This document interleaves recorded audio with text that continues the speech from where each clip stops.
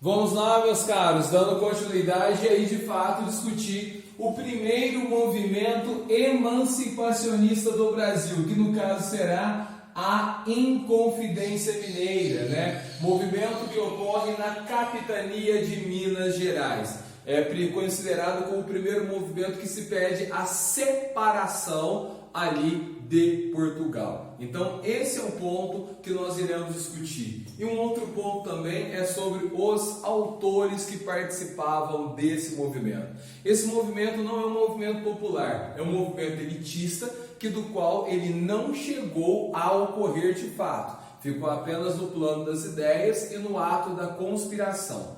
Mas é necessário que vocês fiquem bastante atentos para o que eu irei abordar com vocês aqui neste vídeo, né? Algumas coisas aí nós teremos uma atenção especial, de tal forma que gera algumas divergências entre a historiografia que nós temos agora na contemporaneidade com a historiografia tradicional. Então vamos lá. Bom, os motivos para esse movimento que nós tivemos aqui. Primeiro deles, o aumento de impostos na região. Lembrando que o período aqui de Dom Pedro III é um momento conhecido como o terror pombalino, onde ele utiliza as medidas de Pombal, principalmente de fiscalização e repressão, de uma forma mais enfática, uma pressão maior. Bom, nós temos aí a declaração da derrama, isso porque a região de Vila Rica, no caso ali a cidade de Ouro Preto, ela não conseguia mais atingir o quinto. Lembra que eu falei para vocês? Olha a queda, nem a região que era de maior produção, que era ali Vila Rica, já não estava mais conseguindo atingir ali os percentuais referente ao quinto, né? E era onde estava a população mais rica da região do Ouro. E as pressões e a presença do regimento dos dragões, a fiscalização cada vez mais pesada, as questões ali do combate à sonegação, isso vai levar a população a se revoltar, né? Pois para a coroa portuguesa, ela ainda continua acreditando que não é a queda da extração do ouro, mas que as pessoas estavam escondendo, estavam fraudando a coroa. Bom, nós temos aí a repressão da coroa à população e o momento de crise. Essa busca pela arrecadação de impostos, né, não foi feita apenas em cima dos mineradores, mas foi feita em todo o Brasil e também em cima das atividades agrícolas. A coroa, ela vai atuar com uma pressão extrema sobre todas as pessoas aí no Brasil para arrecadar impostos, né? Quais são as influências da Inconfidência Mineira? As ideias iluministas, né? Aí é o primordial que nós temos. Segundo ponto, a independência dos Estados Unidos é um mecanismo de influência, pois os Estados Unidos foi a primeira região da América a se desvencilhar, a se separar ali do que nós conhecemos como a metrópole inglesa. É o primeiro movimento emancipacionista da América com resultados positivos. Então influencia direta ali na questão, né, a própria questão da Inconfidência Mineira. E um outro ponto são as revoluções inglesas. Eu coloquei um asterisco que gostaria de abordar. As revoluções inglesas, elas traem como ponto principal as ideias iluministas e as ideias de diminuir o poder central. Olha, alguns autores não consideram as revoluções inglesas devido ao distanciamento temporal delas. Porém, outros já consideram. Ah, professor, como que eu vou saber disso tal na hora da prova? Olha, aí parte de uma questão de interpretação e ali os autores não serão tão enfáticos na hora ali de fazer uma questão perguntando para você os motivos, a não ser que ele tenha dado as dicas para você no enunciado do texto. Então, fique atento com esse ponto. Quais são os objetivos da Inconfidência Mineira? a emancipação do Brasil. Esta é uma visão tradicional, dentro daquilo que nós aprendemos, né? Os estudos sobre a Inconfidência Mineira, eles tiveram importância no Brasil, relatar a história da Inconfidência Mineira, apenas no ano de 1889, por interesses políticos daquela época, da queda do Império Brasileiro e o surgimento da República. Mais à frente no vídeo eu vou explicar para vocês por quê. Mas, por isso que nós acabamos tendo ali duas versões, e essas duas versões eu vou debater aí elas dentro desse vídeo. Então, na primeira, nós falamos aqui que o motivo está ligado à emancipação do Brasil, à manutenção da escravidão e à instauração ali de uma república no Brasil. Então, todo o aspecto ali ganha interesses de Brasil, todo o território brasileiro. Porém, uma pesquisa ali do professor já aposentado da Universidade Federal Fluminense, reconhecidíssimo, José Murilo de Carvalho, e também da biblioteca, com os documentos da Biblioteca Nacional, vem trazendo uma outra visão sobre este movimento. Nessa outra visão que nós temos, nessa nova interpretação, com análise de documentos, algumas coisas irão nos surpreender. E é bom que vocês fiquem atentos a isso, pois isso já apareceu em questões como a Unicamp, mas trabalhando sobre outros aspectos daquilo que o José Murilo de Carvalho ali escreveu. José Murilo de Carvalho é muito citado nas questões de vestibulares, principalmente em relação à Inconfidência Mineira ou à formação da República no Brasil. Você tem um livro muito conhecido dele, que é O Teatro das Almas, né? Ou também você tem Os Bestializados, né? Que fala sobre a formação da República e o ambiente ali no Rio de Janeiro. Mas isso daí são temas um pouco mais à frente para a gente poder discutir. Mas levando aqui, José Murilo de Carvalho fala o seguinte, que a ideia de emancipação defendida ali por aqueles homens que estavam ali promovendo a Inconfidência Mineira, se organizando, fazendo um processo de conjuração, não significa que seja independência do Brasil.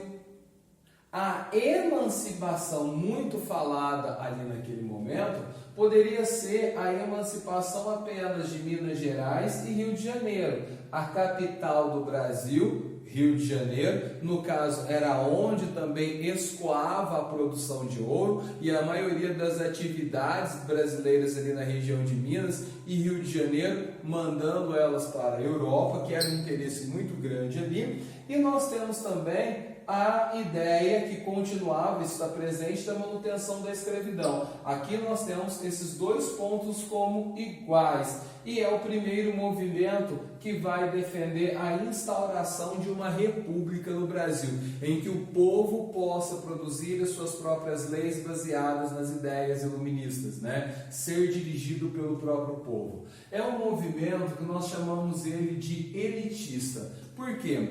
Os organizadores desse movimento, eles eram filhos daqueles primeiros homens que trabalhavam com a questão do ouro, foram estudar na Europa, formaram-se como grandes advogados, juízes, grandes comerciantes e grandes fazendeiros ali. Então nós temos um movimento conhecido como movimento elitista. Porém, aí vem uma outra polêmica sobre aquele que é considerado o herói Joaquim José da Silva Xavier, conhecido como o Tiradentes. Bom, com relação a Tiradentes ali, nós temos alguns dados que as pessoas costumam dizer. Tradicionalmente, é falado que Tiradentes foi um homem pobre, que ele era um meirinho. O que é um meirinho? Um soldado ali raso. E também que ele atuava como o cara que arranca dentes, né? No caso não seria o dentista, né?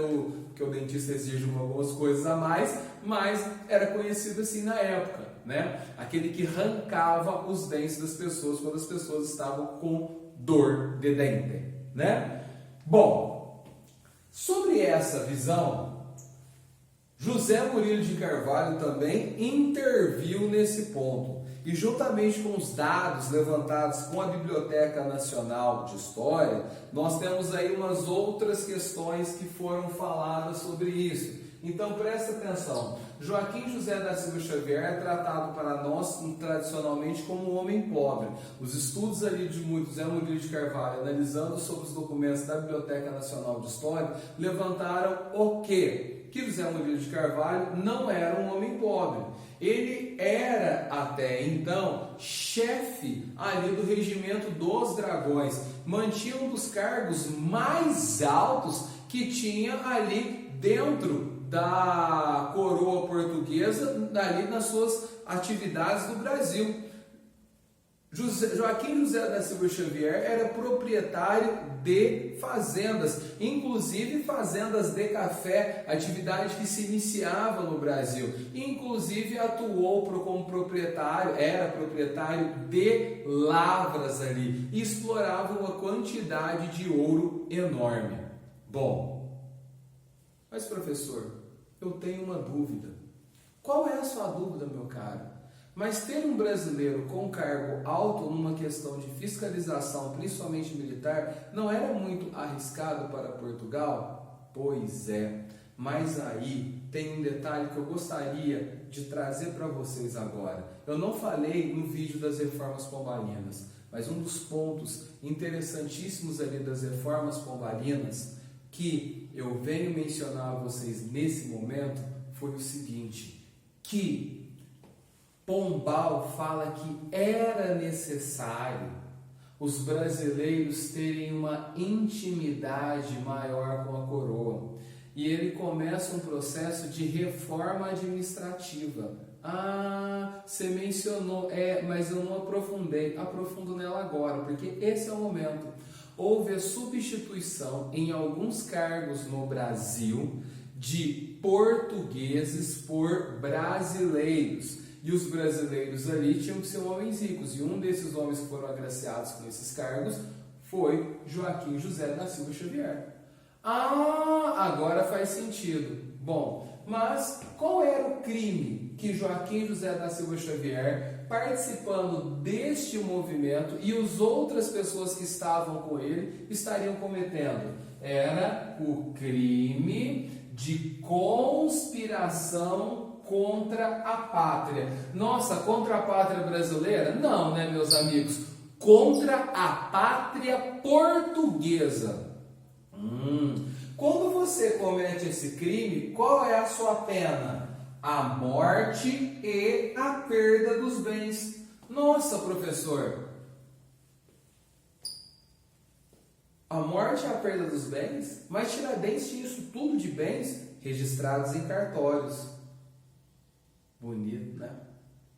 Mas me explique melhor. Então vamos lá, meus caros, para você poder entender essa situação. Bom, o que acontece é que foi o seguinte, quando os indivíduos entraram para o grupo ali da Inconfidência Mineira, né, eles se organizaram e começaram um processo ali naquela época, de retirar os bens dos seus nomes. Então, por exemplo, aí que vem o ponto, olha a pesquisa do historiador, ele foi verificar quais eram os bens anteriores e quais são os bens ali durante todo o processo. E o que ali, então o José Murilo de Carvalho, juntamente com a biblioteca, eles foram pesquisar em cima dos registros de cartórios e verificaram, por exemplo, o que o Tiradentes começou a fazer e juntamente com os outros inconfidentes? Eles começaram a retirar os bens do nome e passar para familiares,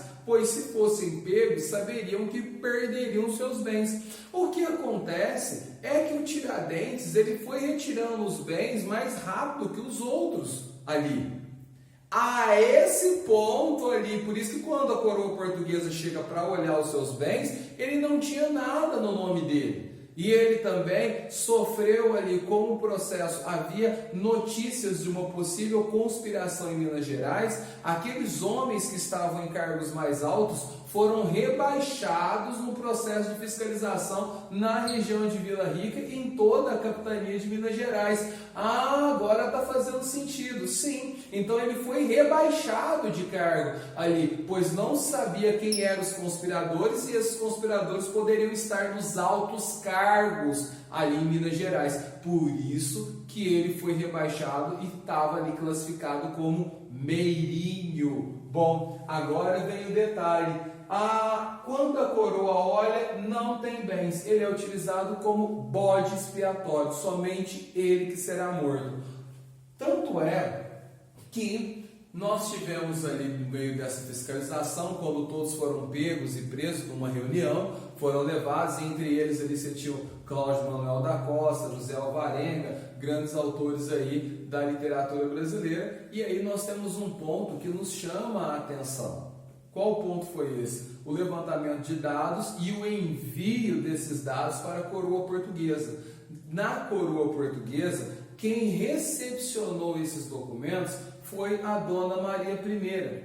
E como o movimento não saiu, era só um movimento de conspiração e de certa forma algum buchiche, que ali não daria nada, Dona Maria I, ela assinou uma carta de perdão a todos aqueles que participaram do movimento da Inconfidência Mineira, o que rendeu a ela aí também o apelido de Dona Maria a Piedosa, pois ela perdoou os homens ali que participaram, exceto quem? Joaquim José da Silva Xavier, conhecido como Tiradentes, pois esse também ali, segundo a hipótese levantada, ele é utilizado como bode expiatório, pois não tinha nada em seu nome.